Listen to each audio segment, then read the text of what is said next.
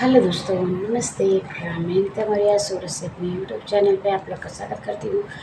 सब YouTube family को भी एक बेटी विवाह ललनवा लेके आई हूँ। कैसा लगेगा कमेंट करके जरूर बताना। सपोर्ट करना चाहिए। माता जी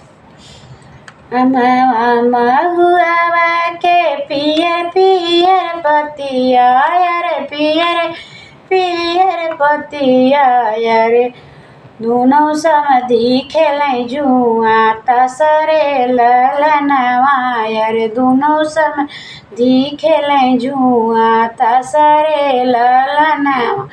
कवन समधि हारई हो कवन समधि जीत अरे कवन समधि जीत अरे कवन बेटी जुअना में ठड़रे ललनवा रे कवन बेटी जुअना में ठड़रे ललनवा।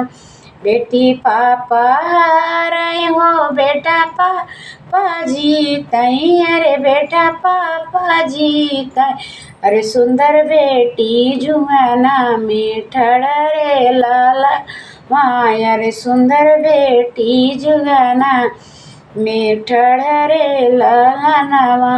अपने रसोइया से बेटी जब बोलई अरे पापा सुनाऊं अरज हमारा रे ललनवा। सिखऊँ ना दिया पापा राम रसोइया रे राम रसोइया अरे धई दिया दिनवा हमारा रे ललनवा अरे धई दिया दिनवा हमारे रे ललनवा।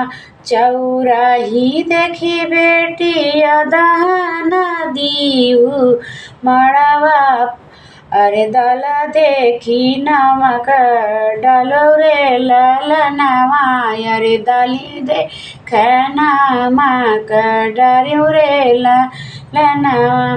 मड़वा पसाई बेटी सासू के दीऊ अरे करू जेठनी के मन रे ललनवा अरे करू जेठनी के मन रे ललनवा।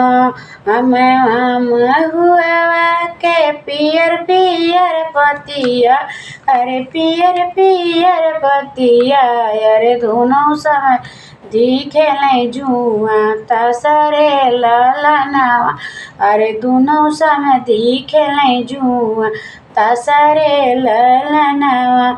कवन समधि हारई हो कवन समधि जीत अरे कवन समधि जीत अरे कवन बेटी जुअना में ठड़रे ललनवा अरे